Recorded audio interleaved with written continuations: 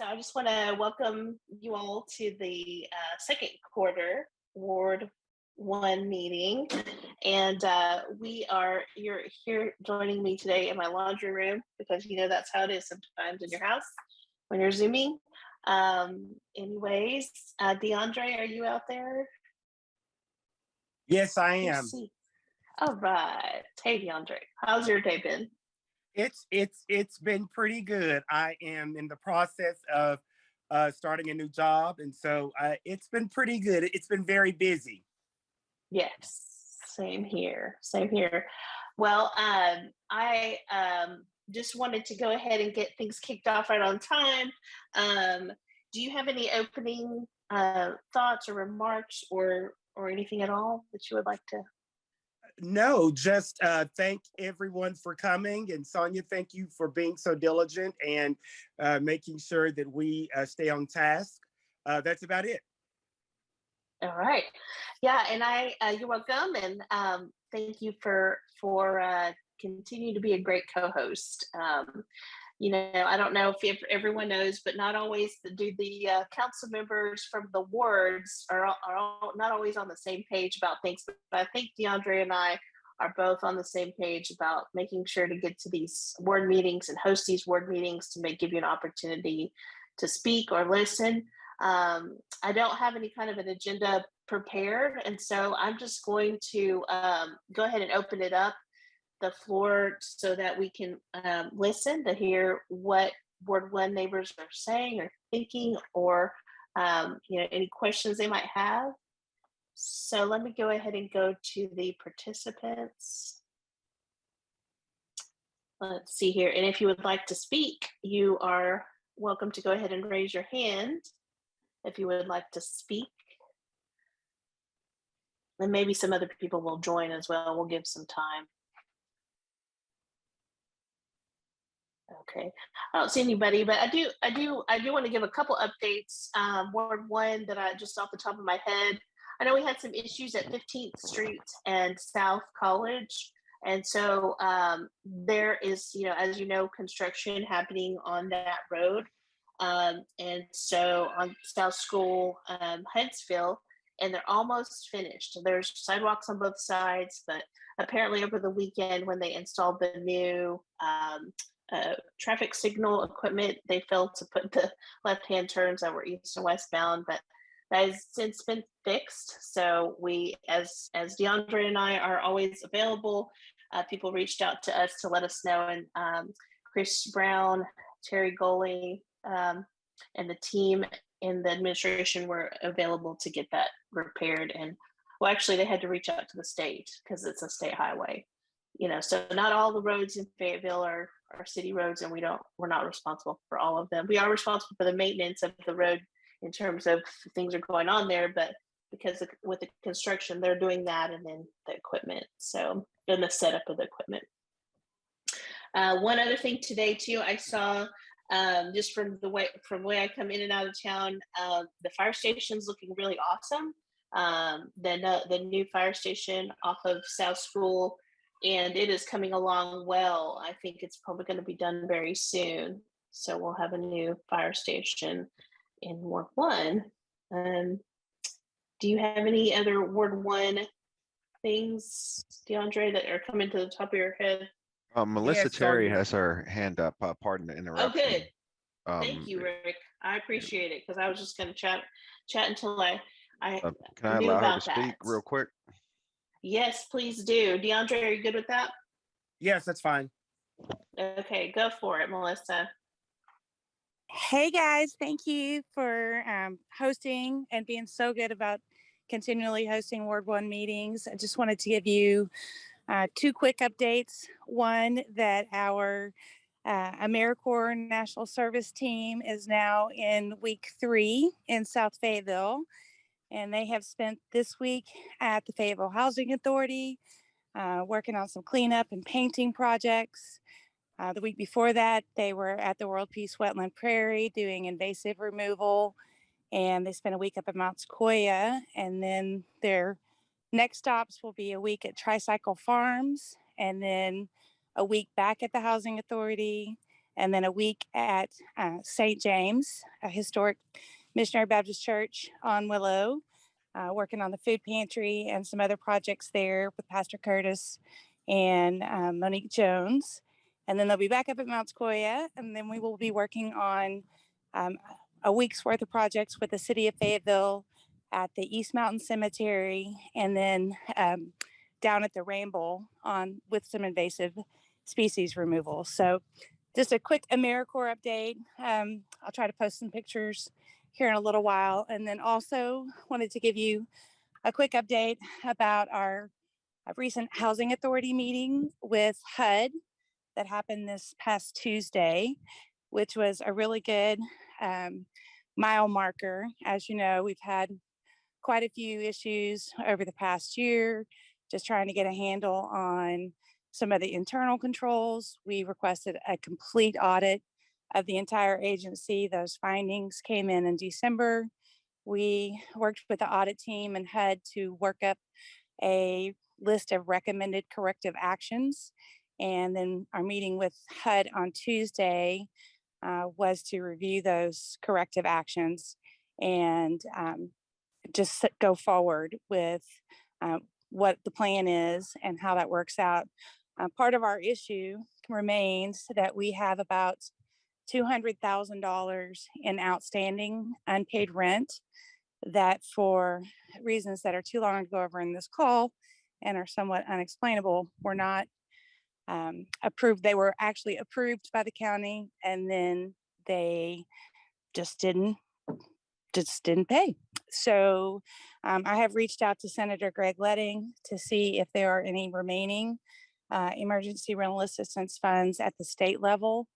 And the reason that it's not just important for us as a community, but for any of those residents who have outstanding unpaid rent on their record, some as many as $6,000, some as little as like a couple of $100. If we are not able to get that emergency rental assistance to which they are entitled approved or are paid for, then that goes on their record. They could have tax liens against them. It could make it harder for them to find housing in the future. So just wanted to give y'all an update on those two things: the AmeriCorps projects in motion, and then the continued progress with HUD to get our corrective action plan in place. Melissa, thank you so much for sharing. And I appreciate the work that you're doing. And with the Housing Authority, Sonia, I'm not sure, but we need to, I guess, discuss whether or not what the city could do to kind of, involve the city as it relates to looking at how this can be paid, or how the city can contribute. Yeah, I'm glad you brought that up, because immediately I thought of, and I'm pretty sure I'm not 100% sure, but I believe that Melissa has applied for ARPA funds for the relief monies. So I'm hoping that potentially those monies and rental assistance will be made available through our ARPA funds that the city has received. If not through that, or through and with Yolanda's team. But one of those two avenues, I'm hoping, because our ARPA funds, as far as I know, are still available, still haven't been allocated. So I'm hopeful that some relief can come from there. Absolutely. Well, Yeah. thank you so much, and I appreciate that question. We did submit an ARPA application, and because we wanted to make sure that we had a bright line between what we were asking for from the emergency funding, and not cross any boundaries between what was pending in our ask for the emergency rental assistance funds. The application that we turned in for ARPA was exclusively for property upgrades, like windows replacement, painting, like habitability issues, and then assistance with some unpaid invoices. So our ARPA application does not include any outstanding emergency rental assistance, which, I mean, two ways the city can help, I think, outside of the ARPA. And again, that was just out of an abundance of caution on our side. We didn't want to have any gray area there or whatever, but perhaps we could work with the CDBG program if there's funding available there, and or if the city could help us and Senator Letting with an ask to the state, because the state does still have specific money, even though unfortunately Governor Hutchinson returned about $3 million in emergency rental assistance funds to the Treasury. We do still have some funding available at the state level. And so perhaps we could work together, the city administration and Senator Letting and Representative Garner, to put in a collective request to the state, because in the big picture of things, it's not that much money, but the collective impact is pretty significant. Yeah, Melissa, no, that seems like a great idea. Go ahead, DeAndre. I was just going to say, Melissa, please let us know as quickly as you can, because I really hope that we can get this taken care of ASAP. And so whatever I'm needed to do, please, I'm certainly, you certainly have my support. Well, thank you very much. I just talked to Senator Letting today, and he was going to check with his contacts at the governor's office so that we would at least get a handle on what's the channel for who's on point on the governor's staff that we can arrange a meeting with. And once we have that tacked down, then I feel like that would be a great opportunity for some kind of collective meeting with Ward 1 elected leaders, city administration, and again, Senator Letting and Representative Garner. So I really appreciate all that y'all are doing. And again, just the fact that you are really diligent and consistent with having these Ward 1 meetings. I really appreciate you both. Thank you. Yeah, you're welcome. And I'm very much looking forward to which I think I have communicated with Melissa this, but I don't know, DeAndre, that you know this. I was asking about with for Melissa's request when we would be hearing about those ARPA applications. I reached out to Susan Norton, Chief of Staff, and she said that she asked me, do I think that people would be interested in a work session, the council, to review all of the applications? And I said, I think that would be an excellent idea. That way we don't have to necessarily wonder why maybe a committee or a team inside made the decisions already. So I think that'll be a great idea for the council to make their recommendations along with the recommendations of the staff. And so that way we can get elected officials voices in there, and then hopefully the people's needs and wants, including rental assistance, of which I've heard a lot. And that's Yes. I guess what I'm getting to is that I think that's a pretty clear beneficiary program. So we talk about all the different buckets of money beneficiary program being monies that, you need to take care of things that happened as a result of COVID in the past, your direct financial impact. And so I feel like that is a good area for that. And I have a feeling that we're going to get an application that people are going to want rental assistance. So potentially, I think it would be a benefit to a lot of groups in the community. But if not, you've heard it, you've heard us here, you've voiced it here, and we can bring that forward, because I think even if we could do, with 3 million going back to the state, to the federal, I don't know why 200,000 couldn't be made available. Right. But let it be known that I'm pretty sure DeAndre and I we'd love to say, well, we'll match it. How about a third of it comes from the city of Fayetteville, and then, a 2/3 of it could come from that other money. But maybe we could talk about a match of some kind. and that way they know that we're willing to help here, you know, at least if not up to half of it, and see where they could come, because if we can make it stretch the home money stretch a little bit more and do a third match, that would make more funds available for the whole group of applicants here locally. Why people are saying money back, I don't understand that, but anyways, lots of need. So thank you, Melissa, for letting us know about the AmeriCorps updates, and it sounds like they're doing great things. We want to welcome them to Fayetteville, and it'd be cool to recognize them, I think, at a city council meeting if they were available. So if that was something they were interested in. If they're not, then I understand. We could have them stand up and say welcome to Fayetteville. I don't know. Well, I think that would be awesome, and they would love that. And Susan actually worked with Mayor Jordan to write up a proclamation welcoming them to Fayetteville, so that might be like a perfect opportunity.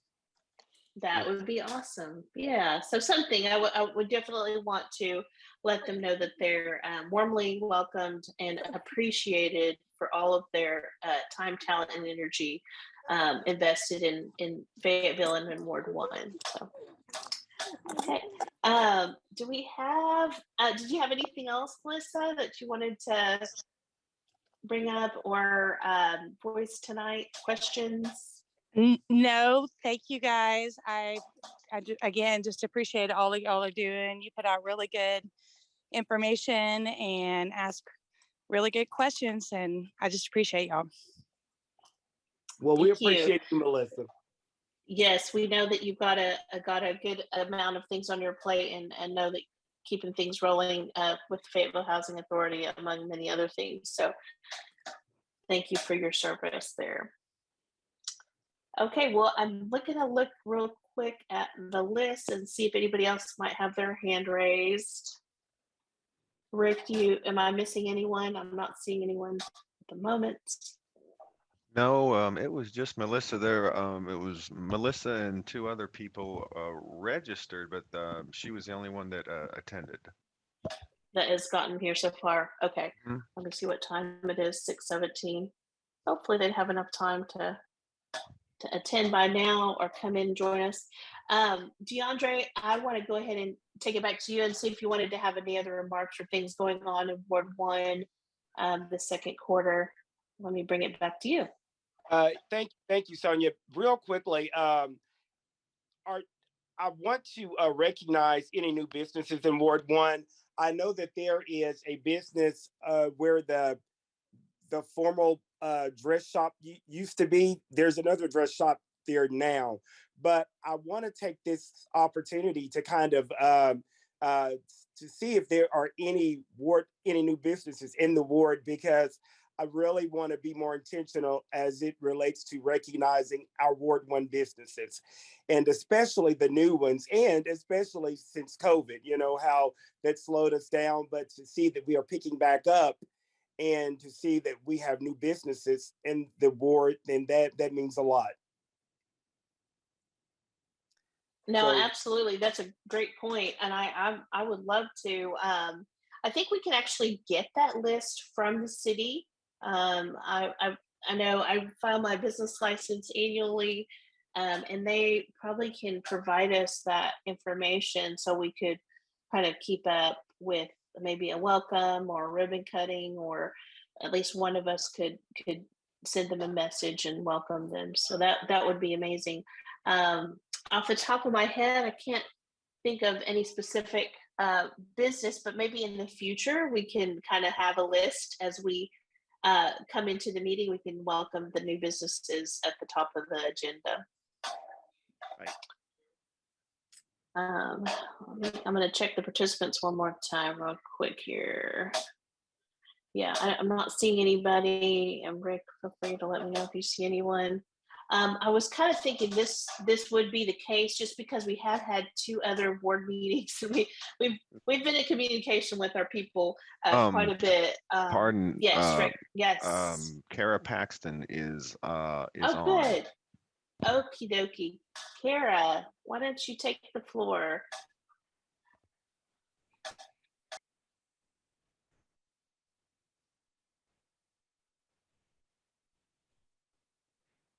Hi, everybody. How are you today?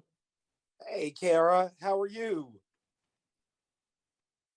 Doing well. Well, I'm great. Thank you so much. I appreciate you guys having this meeting this evening and being able to allow all the Ward 1 people to join. absolutely. We're glad you're here, and thank you for all you're doing up there at City Hall and around town. Do you have any questions or thoughts? We kind of just went straight to questions and answers and feedback and things like that. We didn't have a whole lot of updates at this moment. We were just we're listening. So, do you have any concerns or questions or comments, announcements about Ward 1? I think I'm having a really hard time with my audio because every time that you talk, Sonia, it cuts out. I'm so sorry I didn't hear that. That's okay, no problem. If you have any questions, feel free to voice them. Can you hear me? Thank you very much. I appreciate that.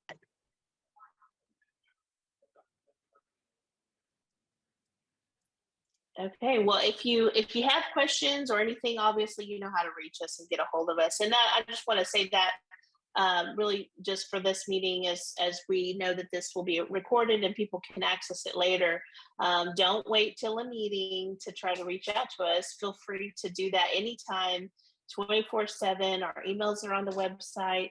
And you can always go to the website and submit a concern if there's something going on in your neighborhood that you're not liking or is confusing, or you have a question about.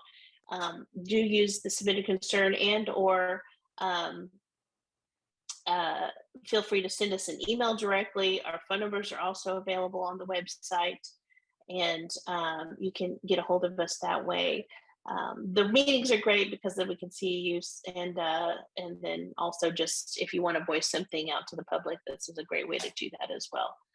DeAndre, do you have anything? I don't have anything else. We might be able to wrap up pretty quick today. Oh, yeah, Sonia. The only other thing is, real quickly, we have submitted a resolution for the next city council meeting to walk on flying the Juneteenth banner, flying the Juneteenth flag and the Pride flag. And so Kid has already made that up, and we've already sent it to Kara's office. So the citizens, those who are supporting, and those who, of course, those who are not supporting, they know that they can always reach out to voice either way. That's amazing. I didn't know that there was a banner situation. I do know about the event, and I would love to invite anyone to reach out to the organizers. I know that they're looking for donations to help pay for, as we all know, events are take investments, and so we want everyone to be able to participate and not worry about a cost to participate. And so therefore the organizers have asked anyone if they're interested to step up to make a donation to the organizers, and that way it's accessible to everyone, no matter what economic situation they may be facing. They can enjoy all the food and all the fun, and so do that. Do you have any announcements on that specific regard? I don't know if I should announce organizers are not here. You probably would be okay with it. I can announce the event that's happening the next weekend in Fayetteville, the weekend before Juneteenth, the weekend of the 10th, 11th, and 12th. The historic Black community, those individuals who lived in Fayetteville and have moved away, for the very first time, they're coming back. They're coming home to Fayetteville for a reunion, and we're very excited about that. This is Fayetteville has changed and it's grown, and we are just happy at the direction that we're headed to. So, as Sonia said, please feel free to reach out to the organizers as it relates to knowing more about the event. at the park. I'm not sure if it's at Walker or Wilson Park, but all of that information is on social media, and you can get that information on Facebook.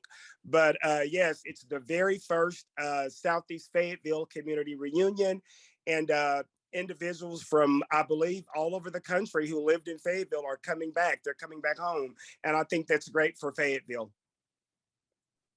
Okay, awesome. Thanks. I was mixing up two events that are in June that are very important. That one and the Juneteenth. The Juneteenth one Yes. is, what's the date? What's the date of the Juneteenth event? Oh, Do you Sonia, know? thank you. Yes, that date is June 19th, and it's in Springdale. It's going to be Okay. Springdale, yes. The first event is the one I just mentioned. It's the Southeast Fayetteville Community Reunion event, and that's here in Fayetteville. But the actual Northwest Arkansas Juneteenth event will be held in Springdale. And of course, we want everyone to attend as well. And I believe that event is being sponsored by the Community Cohesion Project, and there's several other sponsors as well. I do know that the Community Cohesion Committee is helping spearhead that, and so that's going to be a really, really fun event. But that's going to be in Springdale, and that will be held on June 19th, on actual Juneteenth. Juneteenth is June 19th, so it will be held that day in Springdale. Oh, awesome. Okay, the 19th. So everyone mark your calendars for the 19th in Springdale. And then I think it's 10th, 11th, and 12th if you are coming for the reunion. But I don't imagine they're going to turn you away if you want to just say hi to some of your old neighbors or your current neighbors for the other event. So yeah, do you have any other announcements or things about Ward 1?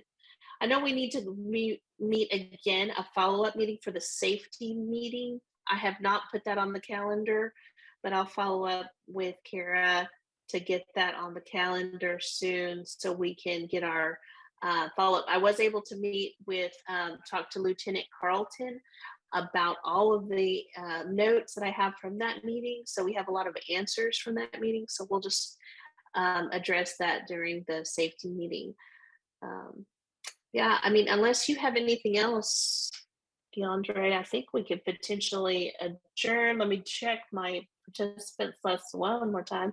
I do see Kara is still hanging out with us. If anybody has any questions, feel free to raise your hand.